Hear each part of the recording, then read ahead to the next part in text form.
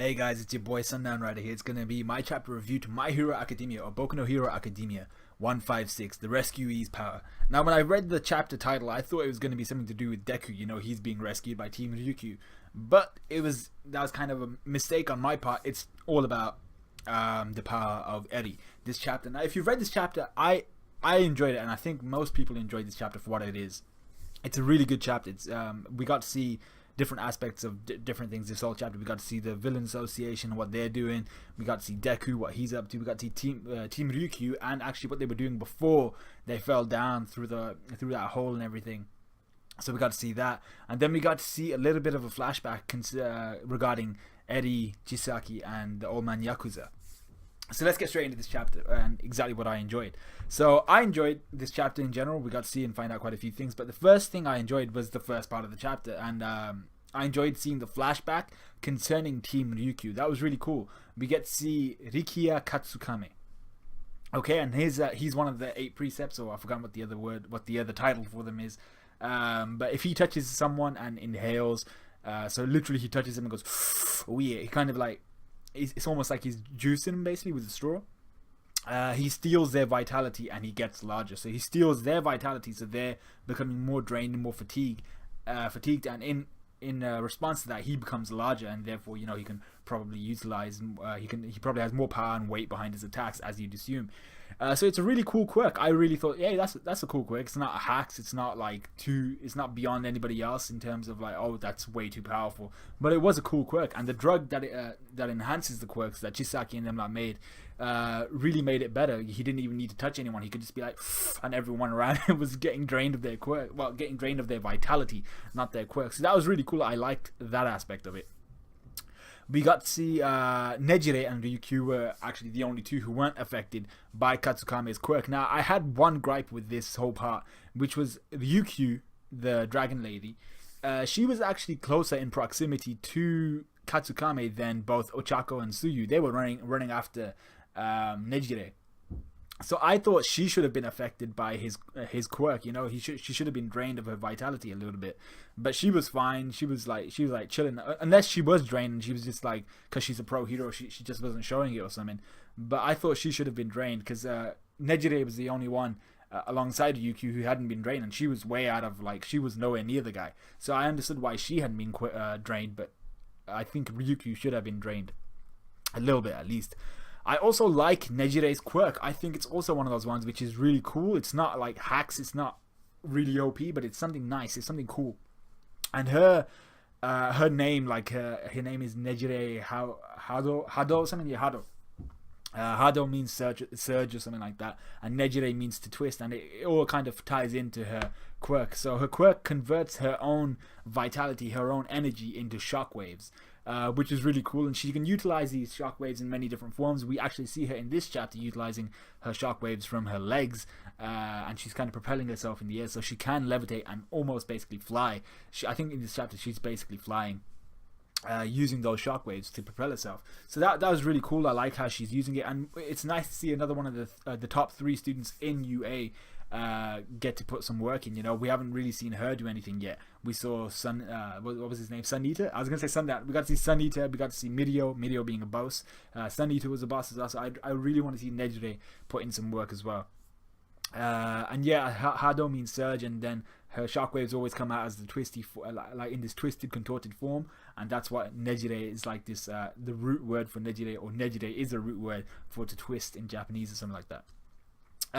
And then the best part, one of the best parts of the chapter was the Team Ryukyu combo we saw. So Ryukyu grabs Katsukame, Ochako robs him of his weight, Tsuyu robs him of his footing, and then Nejire kind of pummels him down into the ground above Deku and Co. Now, the Villain Association moment we had kind of explains, I think, maybe, I'm not sure whether I got this wrong, because it was quite confusing. Their conversation was hard to follow. I don't know what they were referring to. I don't know. Their illustrations were a bit weird, and then I'm not sure. They were talking about the illustrations, and the illustrations were weird, and then the way that they were talking about them was a bit weird, so I didn't really understand a lot of that part. But what it looks like was the Villain Association, they went and saved the copy of what's his name, the magician looking dude, what's his name, his name is Con something. And they save his ass by digging tunnels with all these like replicas of themselves that they made, and then they dig a hole all the way up through to where the crossroads are, which is where Team Ryukyu fell down from. So that was all cool and everything, but it looks like that's why we see Toga, who's in the form of Deku. That's why she tells him to go towards that crossroads. She's like, go right above the crossroads, because that's where they dug the tunnel up towards, and that's why it was such a weak point in terms of Team Ryukyu were just able to smash right down into it, and they fell right on top of Deku and them up. So it seems that the Villain Association did actually put in some work, and they were responsible for getting Team Ryukyu down in to save Deku and them lot. But this is what the Villain Association was hoping for. Now everyone's down there in this whole confusion and this basically this contained war zone. They're preparing now to take Eri by the looks of things. They're just like, yeah, okay, we got this already. We're going to send in that magician-looking ass dude with the arm missing and everything. And because he's the only clone there, I assume it's the Twice who's done that. He's gonna go and try and jack Eddie, so that's gonna be a really important pivotal moment in the chapters to come. Deku's desperation to save Eddie this chapter was awesome. I really enjoyed how I'm really enjoying how pissed off he's getting, you know. So it's better when he's bloodied, it's better when he's pissed off, and it's better when he's working his ass off. And he's really putting in some work. He's trying, like, he's getting hit all over the place. Every time he's going after Chisaki, a spire comes out of the ground and hits him on the face or something. So it's really nice to see that Deku's like trying his best at the moment to try and save Eddie, to try and so he can look Nightai and Mirio in the face again. And then we get at the end of the chapter Eddie's quirk awakening, because she grabs a hold of Lemillion's cape. Now, obviously, the effect that Lemillion or Mirio has had on her is immense. You know, he's really ignited hope within her, and she wants to save the rest of the people because of what they've done for her. So he's really like lit a flame in Eddie, and her power, we find out in this chapter, is to rewind time. Now, this never goes well. Whenever someone's power in a manga is to rewind time, it never goes well. Remember Orihime? She was basically one of the most hacks characters of Bleach. She could have been OP as shit, but she was just kind of sidelined all the time. She never actually really did anything. I understand she wasn't really a fighter, and she wasn't too fast, too powerful, but she did have the ability to rewind time. And I'm not sure if hers wasn't indefinite, but she was able to rewind time a whole lot. And this comes up with Eddie as well. How far can she actually rewind time? But let's talk about that in a bit. Actually, in a couple points. So yeah, I liked seeing Eddie's change in resolve. It was nice to see. A point I'd like to make though is her granddad. He's talking about how Eddie's mother and stuff. She was like, she abandoned Eddie because her husband, he vanished because of Eddie's quirk, which I assume is she rewound his time back to a point where he basically didn't exist. But her granddad just let Chisaki investigate her quirk, and he let Chisaki take care of her. He kind of adopted her. What an ass! Surely the old man Yakuza knew what kind of character Chisaki was, and he let that type of person take care of his grandchild. So I was like, yo, this guy's kind of old man Yakuza's kind of an asshat. Then coming on to Eddie's quirk and exactly what we know of it and what we think it can do. So for me, the issue regarding her quirk is obviously how far can she actually rewind time. And then in terms of, because we see her, she rewinds time and her father vanishes. So she either rewound time so far that her father became like an egg and sperm cell all over again, or she rewound it so far that he went back into his parents' like respective genitalia or some shit. So if so, they're probably dead, which means he's most likely dead as well. And that's got to be like a couple decades at the least, because Eddie's still like a 5-year-old or something. So her father, like, that's like 25 years worth of, maybe 25-ish years worth of time that she rewound in like an instant, and he's gone because of it.